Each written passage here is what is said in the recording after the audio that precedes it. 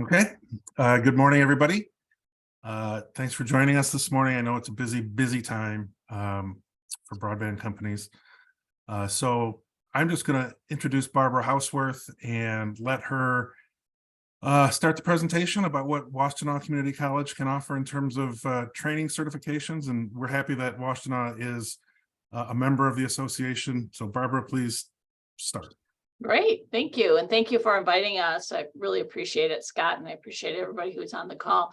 So I just wanted to spend a little time talking about some of the training opportunities we have in the telecommunications realm at Washtenaw Community College and give you a little overview of those courses, how those may look differently from what a lot of people are used to from credit side of the house and how we deliver those classes. So I just wanted to start, first of all, by doing a little background. Several of you probably may or may not have ever even been on our campus or know much about the college. And if you haven't, believe it or not, been in Ann Arbor and seen that there is other schools besides that school in Ann Arbor, I wanted to give you just a little bit of context about what kind of college we are. So we have been around since 1965, almost 60 years now. And our campus is actually very extensive, 285-acre campus. We are always recognized for having one of the most beautiful campuses in the nation. But I think what's really surprising to a lot of people is the size of our community college. We have just on the credit side of the house, about 18,000 students who participate each year in our credit courses, and thousands more in the economic and college development courses, which I represent and I work closely as the program manager. So I will talk to you about those. In fact, we just did a free college week. Oh, it's been about a month ago. And just in that 1 week, which primarily were economic and college development courses, we had over 4,000 people attend. So that just kind of gives you an idea of the extent of the amount of students that go through Washtenaw Community College each year. I do want to talk about just briefly a couple of the really cool initiatives that we have kind of embraced and certainly impacts some of the things that we're going to be talking about today. So there's two centers of excellences that I wanted to point out, and there's many more than that here at Washtenaw, but these are kind of the ones that stand out specifically. One is our Advanced Transportation Center. So we're really nestled very well in this market, not only being in Detroit and Michigan area and having all those connections to the manufacturers there, but we also are close to University of Michigan, who's doing testing at M-City, if you've ever gone over there, and we are a big partner with them. We are actually on a grant with 9 colleges across the country, and U of M is one of them, as well as we are, to be in the Center for Connected and Automated Transportation. So we work on the intelligent transportation systems, vehicle and vehicle to infrastructure, which I think is very fascinating. And there's some really interesting things that are coming out from a classroom development, advanced manufacturing, and we invested a lot in equipment and manufacturing there, automotive services, of course, as is the transportation center. And then finally, the IT component of it, which is our data analytics and Excel areas of excellence. The other thing is the cybersecurity. We're recognized as by the National Center of Academic Excellence in Cyber Defense Education. So we're working very closely, not only on the IT side, but also how that impacts things like the advanced transportation system and some of our network security and those cyber countermeasures that the NSA and the Department of Homeland Security standards have worked out. We have mobile hacking workbenches and labs. And so part of me just wants to tell you, if you haven't been to our campus and you'd like to see all the cool things that are going on, regardless of whether it's fiber optics or not, I'd be happy to show you. Just reach out. We'll be glad to show you around the campus and show you some of those areas of excellence.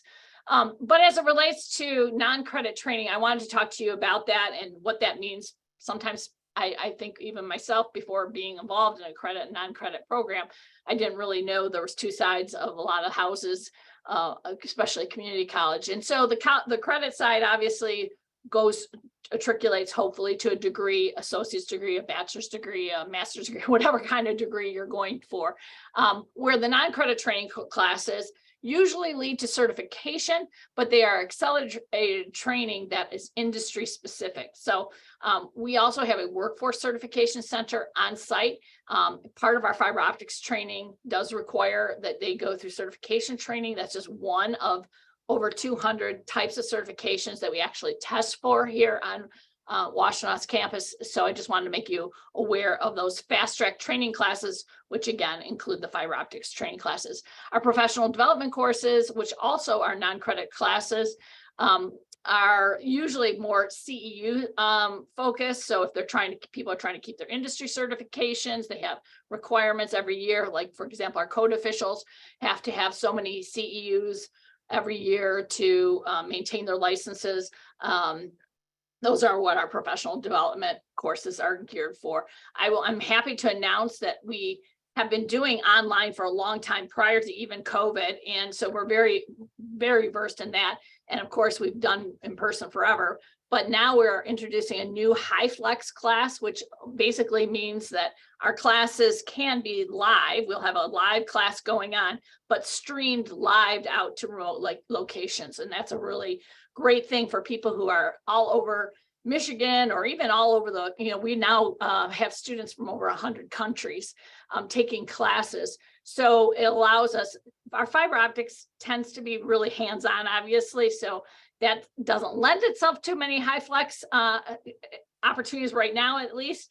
But I just want to make that aware for some of our other classes too, that that's now a new opportunity that allows people who are, like, for example, we have people who are in Traverse City who had to come down previously every month for their training. And now that's just really alleviated that situation. So I'm happy to announce that that's kind of a new thing that's happened with us. So I wanted to give you, we did a little promotional video, an overview of what our classes actually look like. This is one of our actual trainers in our classroom. You'll see that this is this was taped in 2021. So we were still coming out of the pandemic, and you'll see lots of people with masks on in this video, but just to give you an idea, an oversight of what that class may look like. So this will give you a little bit of that insight. Here in the 21st century, just about everything that we do that has any kind of signal to it is involved with fiber optics.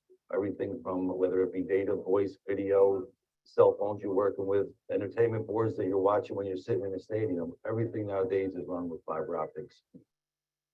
The skills they're going to come away from our course with really run the gamut of everything they're going to be doing in fiber optics. In our class, they're going to handle fiber, they're going to strip it, they're going to cleave it. Basically, everything they do in our class is everything they do in the real world, including building a fiber optic system. And then there's a tremendous demand. Fiber's been really taking off in the last 15 or 20 years. And as we move forward, there's going to be more and more of it. And the certifications that you get to us through the FOA are certified by the United States Department of Labor. It is one of the most powerful fiber certifications you can get in the industry.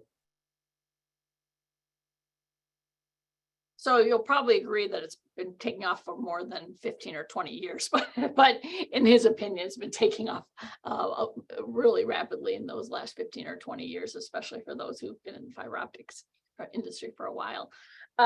So one of the things that he mentioned is that we are affiliated with the Fiber Optics Association. I'm not sure if everyone knows or familiar with that professional association, but it actually was founded in 1995, it says here, by a group of people from the workforce themselves. So professionals who were in fiber optics who said, we want to be able to create standards for people who are going to be training the next group of fiber optics professionals. And so they actually started an association that led to a certifying body for fiber optics.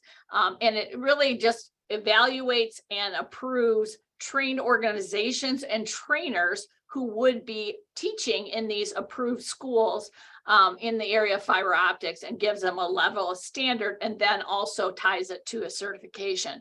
So it's a really well-recognized association certification. If you are coming into fiber optics, there's over 91,000 technicians who have gone through and completed FOA certifications, and all of the classes that we offer at WCC are also recognized and lead to FOA certifications if you pass during the class. So the types of classes that we offer, the first three of classes that we offer in a series, and these are, you really have to take at least the fiber optics technician course as a foundational class.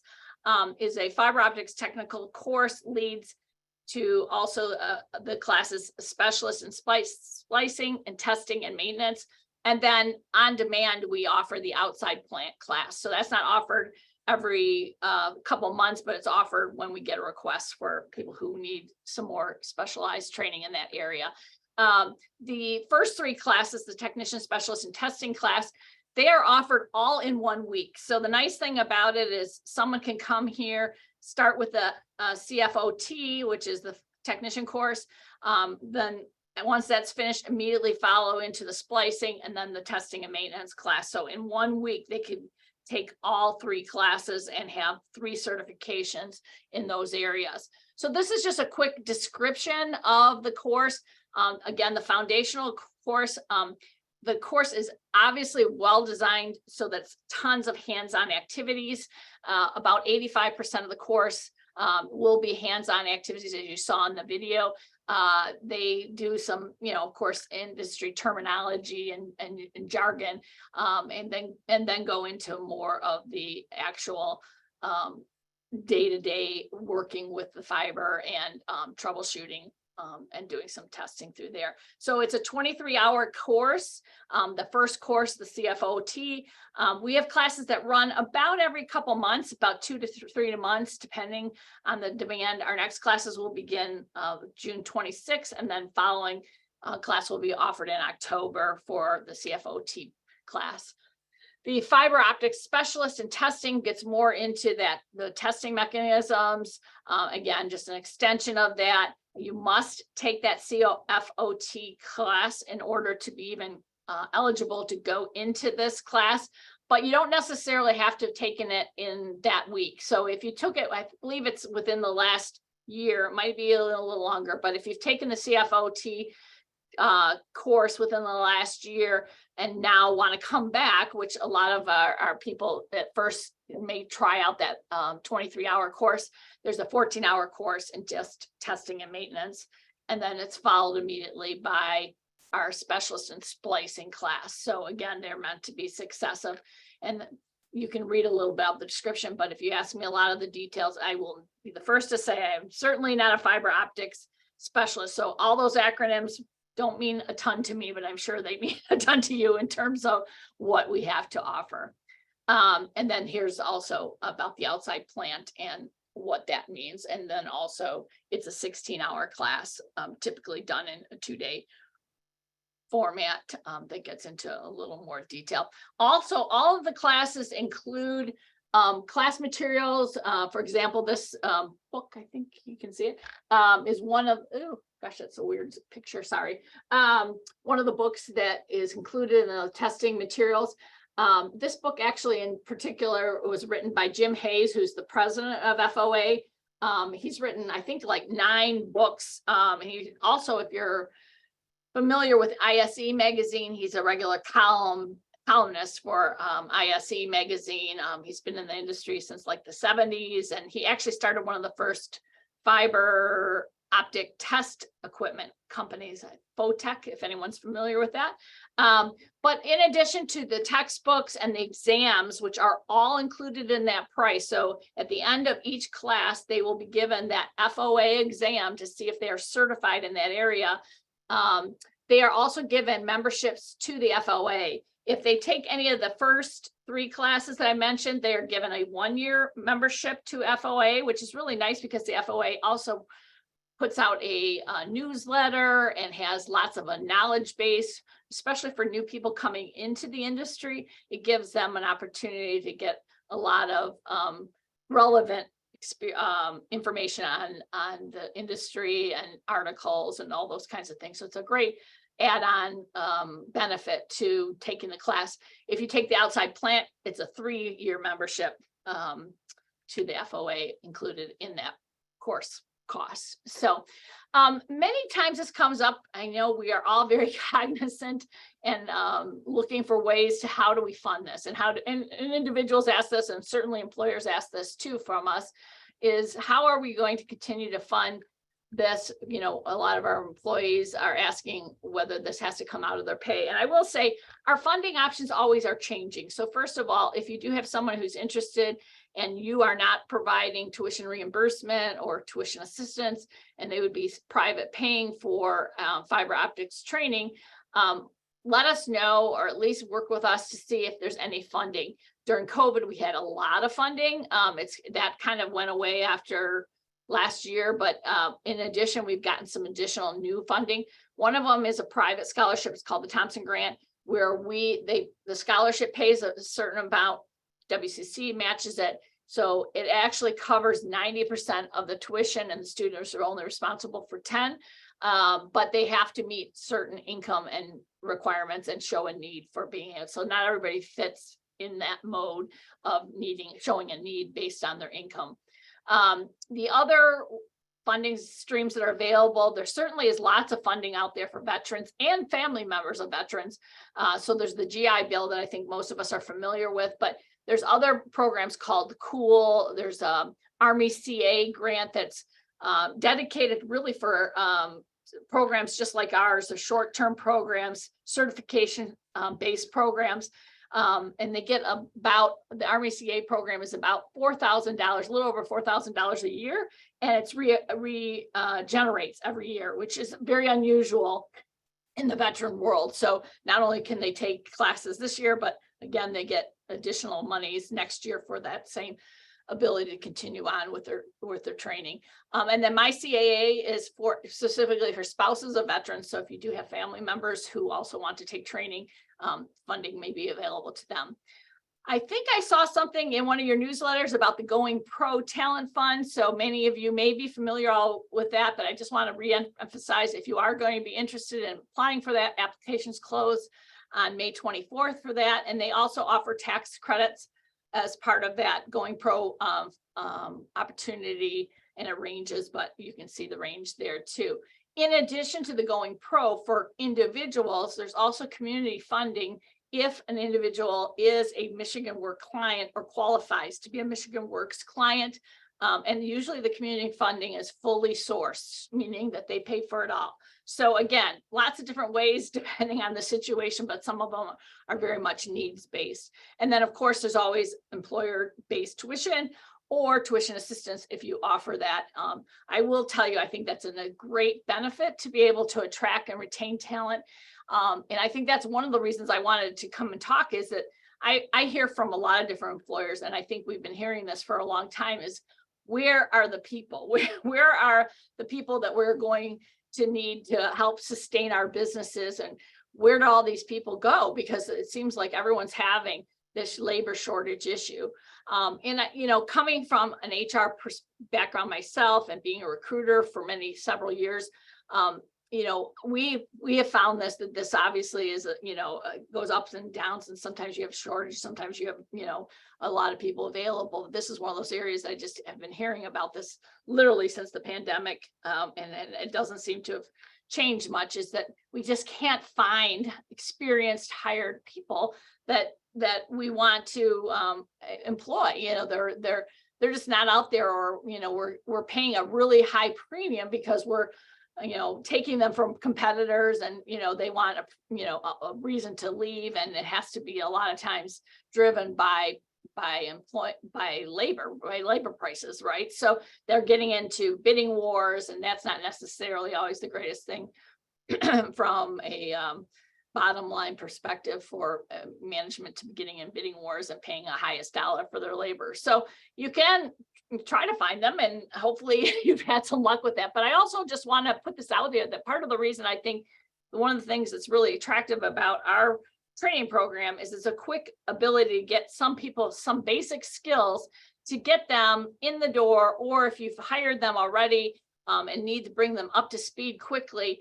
And you may not have to pay those individuals such a high starting salary. You may not have to wait for those individuals to come into your work. I just talked to someone recently, that code official, who said, we've been posting this for 2 years. We have not been able to find everybody who's meeting our requirements yet. So, but you can use the money that you didn't invest in them on the upfront cost to help train them the way you want to, which I used to run an internship program, and we had about 100 interns a year. And we found that when we built our own employees from the ground level, that we had much more success, not only in terms of giving them the skills that they needed, but and making sure they were trained in the way that we wanted to. But we ran when I was there, the program had been running for about 40 years. We still had some people who were in that original 40-year internship training program. And a big part of it was getting them certified, investing in them, getting them licensed. At that time, the industry I was in, we invested all that in interns, believe it or not. But it obviously had paid off for the company, because they felt that those people were not only well retained, and we kept them after they graduated from college, but they continued to be one of the most productive and longest retained individuals that we had in the company nationwide. So I just want to put that out there, that, you know, you can build it and hopefully they will come, or you can try to hire it, but that may not always be the ideal situation if you can't find all the people you need. Oops. So that kind of summarizes it really quickly. I think I tried to stay within that 20-minute time frame. But I'd be glad to entertain any questions that you might have. I also put my contact information if something comes up and you want to get a hold of me after something you thought of asking and you don't think about it during there. Feel free to reach out, either email or phone. I also put our fiber optics website. On that website link has all of those classes that I just listed. More descriptions, more information, as well as class date and registration information.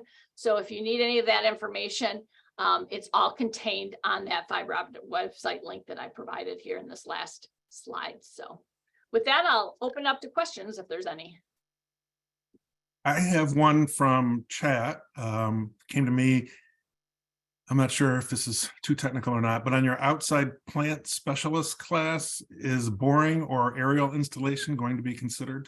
Gosh, I don't know. I don't run that class a lot, but I can certainly, if you can give me your information, I can certainly reach out to our trainer, and who obviously knows much more than I do. So I will be able to answer that question for you. Is that a need that you're seeing, that you don't find a lot of training in or able to get training in locally?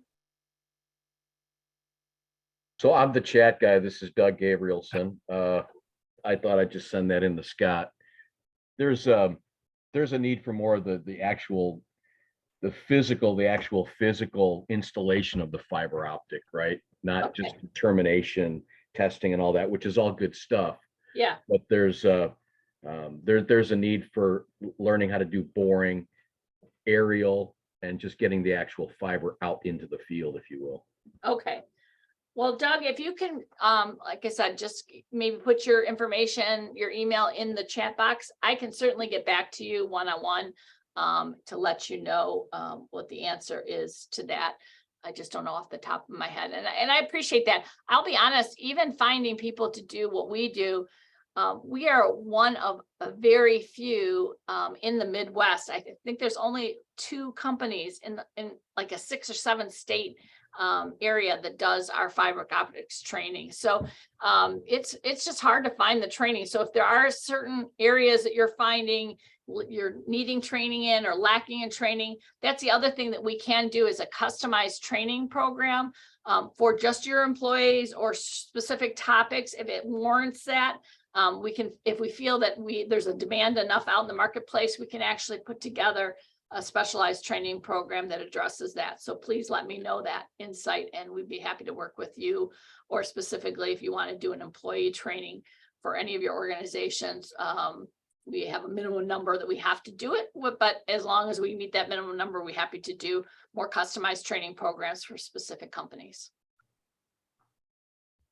I'll jump in with another one. I think a lot of this we've had, and I know we've had members who've sent employees to your training. Do you have people who come to training that are unemployed?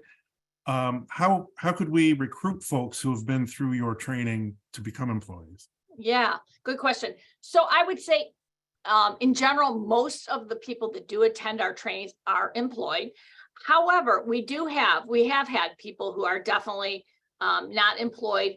I think, quite frankly, the price point, again, for people who are unemployed, unless they are having some type of funding source, is prohibitive sometimes for finding. That's why I think more people who are employed, who have either a source of income or who are getting some funding from maybe their employer to attend, tend to be more of the people who attend. But I would be happy, and I actually have done this for other companies. Either if you want to come in and put together a little pitch, or if you have a flyer that you want me to distribute out to any of the classes, or any information that you have about the company, and maybe possibly some openings that I could give to a class. You don't have to come in by any stretch of the imagination if it's not convenient, but I'd be happy to pass that along to any of our students and attendees, because I would say, there's usually one or two in every class that we run that haven't specifically been designated or affiliated with a specific company. Okay, and I can follow up with you on that too, and maybe our association can act as a clearinghouse for some of that Yeah, for our members, and we Yeah. can sort of aggregate it and get it to you. yeah, great. Any other questions? Being none. Well, I appreciate again the time and opportunity, and feel free again to reach out. I really hope we get a strong partnership. I'd love to talk with you all personally about your needs and where you're finding people or not, what areas you're having difficulty finding people who have skills in specific areas. If there's anything we can do to assist you in that area, we're happy to be your partner, and would love to connect with each and every one of you. So appreciate the time, Scott. Appreciate the time of everybody who was on the call, and hopefully you gleaned a few aha moments or things that you didn't know prior to our discussion today. Well, thank you very much, Barbara. And yeah, I agree. Thank you for those who were able to join us. We will make a recording of this available for all the members. And as I said at the beginning, we appreciate Washtenaw's membership and look forward to working with you on these kinds of issues in the future. Thank you very much. Great. Go enjoy the nice day. Thanks. Take care. Bye.